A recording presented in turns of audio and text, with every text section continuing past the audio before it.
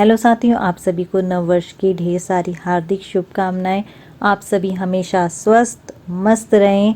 तो आज 2026 नववर्ष के पहले दिन में मैं भी जा रही हूँ महादेव के दर्शन करने। बाहर हद से ज़्यादा हो रही है ठंड, तो मैंने कर लिया अपने आप को पूरी तरह से पैक। तो मैं जा रही हूँ महादेव के प्रसिद्ध मंदिर दुधेश्वर मंदिर, जो कि है गाजियाबाद में। महादेव के इस मंदिर का नाम दुधेश्वर मंदिर क्यों पड़ा और यहाँ पर महादेव के शिवलिंग के दर्शन कैसे हुए? कहा जाता है कि एक समय पर यहाँ पर गाय चारा चरने के लिए आया करती थी, तो एक टीले पर पहुंचकर गायों के थनों से अपने आप दूध निकलना शुरू हो जाता था। तो सारे गांव वालों ने यहाँ पर खोदना शुरू किया कि भैया ऐसा क्यों होता है, जैसी गाय यहाँ इस जगह पर पहुँचती हैं तो गायों के थन से अपने आप दूध कैसे निकलना शुरू हो जाता है। तो जब खोदा गया तो वहाँ पर शिवलिंग के दर्शन हुए। शिवलिंग का छोटा सा पिंड यहाँ पर मिला। आप दुधेश्वर मंदिर की पूरी जानकारी जानना चाहते हैं तो यहाँ पर पूरा लिखा हुआ है, आप इसे पढ़ सकते हैं।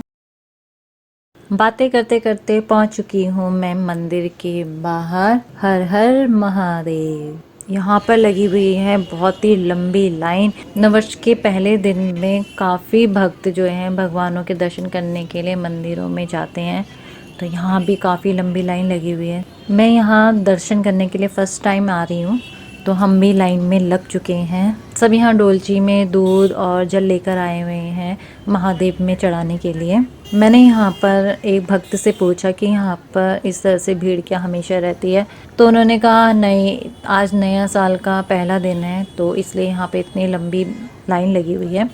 बाकी सोमवार हो गया, सावन हो गया, शिवरात्रि होगी, उन दिनों भी यहाँ पर काफ़ी लोग आते हैं, लेकिन बाकी दिनों में यहाँ पे इतनी भीड़ नहीं होती है लेकिन बहुत अंदर ही अंदर लोग होते हैं, इस तरह से लाइन नहीं लगी होती।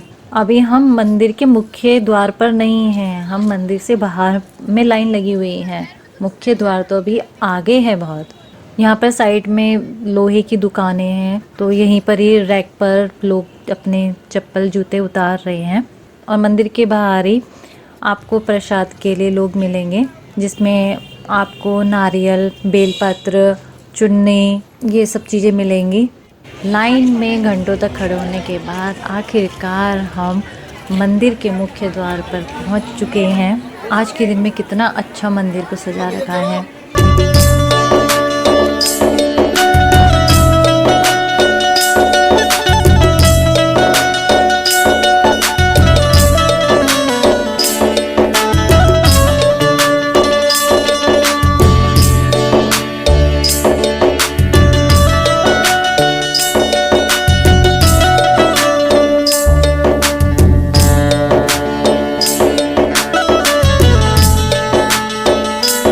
वहाँ सामने अर्धनारीश्वर की प्रतिमा है, कितने सुंदर लग रहे हैं शिव जी पार्वती जी एक साथ।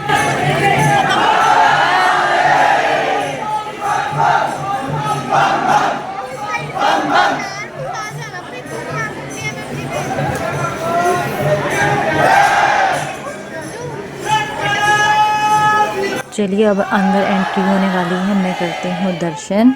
आपको मैं महादेव के दर्शन नहीं करा पाऊंगी क्योंकि भीड़ हो रही है बहुत ज़्यादा और बिल्कुल भी रुकने नहीं दिया जा रहा है। तो वैसे ही मैं आपको दिखा देती हूँ कि यहाँ पर महादेव की जो शिवलिंग है कुछ इस तरह से है।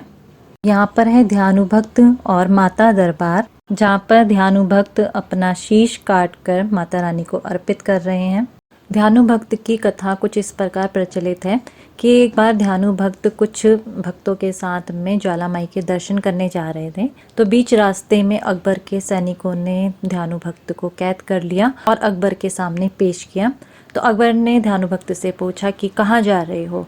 तो ध्यानुभक्त ने कहा कि मैं ज्वाला माई के दर्शन करने जा रहा हूँ। तो अकबर ने कहा ये ज्वाला माई कौन है? क्या उनमें इतनी ताकत है कि एक मरे हुए इंसान को जीवित कर सके? तो ध्यानुभक्त ने कहा कि मेरी ज्वाला माई कुछ भी कर सकती है।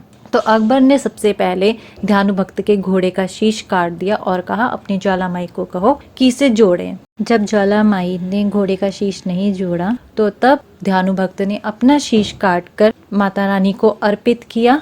तब माता रानी प्रकट हुई और उन्होंने ध्यानुभक्त का शीश जोड़ा और साथ ही उसके घोड़े का शीश भी जोड़ा। तब से अकबर भी माता रानी का भक्त हो गया।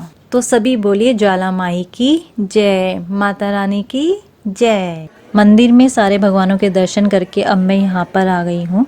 यहाँ पर श्री दूधेश्वर पीठाधीश्वर श्रीमंत नारायण गिरी जी महाराज जी बैठते हैं। वो इस जगह पर बैठते हैं और यहाँ पर दर्शन हुए हैं राम सेतु के, जो प्रभु श्री राम जी द्वारा राम सेतु बनाया गया था। उसमें जो पत्थर लगाए गए थे वो एक पत्थर यहाँ पर है, पानी में रखा गया है। देखिए डूब नहीं रहा है, तैर रहा है। तो सभी बोलिए जय श्री राम। अब हमने कर लिए हैं दर्शन, अब हम चलते हैं घर को। मंदिर का एंट्री गेट और एग्जिट गेट अलग है और अब हम पूरा घूमकर फिर से जा रहे हैं एंट्री गेट पर, क्योंकि हमारे जूते चप्पल वहीं पर ही हैं और हमें देनी है प्रसाद की टोकरी वहाँ पर। देखिए इतनी लंबी लाइन अभी भी लगी हुई है। इसी लंबी लाइन में लगते हम मुख्य द्वार तक पहुँचे थे और फिर हमने मंदिर के दर्शन करे। अब बाहर आके कैब बुक करनी है और यहाँ पर बाहर रोड में इतना जाम हो गया कि पुलिस वालों ने रोड ही आधे रास्ते में जो एंट्री है गाड़ियों की वो बंद कर दी है। अब मैं कैब बुक कर रही हूँ लेकिन कोई भी जो है आने के लिए तैयार नहीं हो रहा है, क्योंकि इतना जाम हो रखा है, यहाँ पर बहुत जाम हो रहा है। आसमान में देखिए बादल भी हो गए हैं।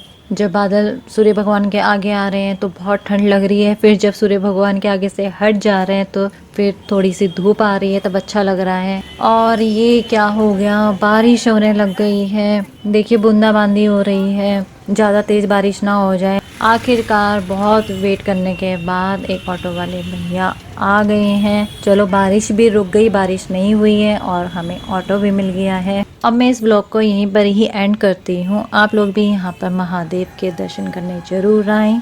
वीडियो अच्छा लगा है तो वीडियो को लाइक करें, कमेंट करें, शेयर करें और सब्सक्राइब करके मुझे सपोर्ट जरूर करें। धन्यवाद।